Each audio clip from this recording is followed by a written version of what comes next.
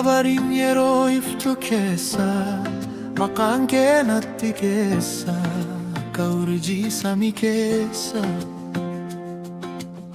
qalbii koo keessatti ifte keessa.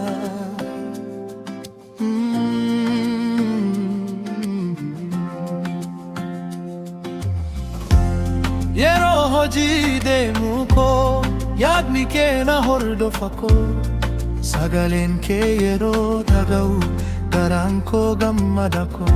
Dubartii ati jechuun boqonnaa koo akka gaaddisa muka koo yeroo rakkoon na mudatu na jajjabeessa koo. Ani yeroo si argu keessa addunyaan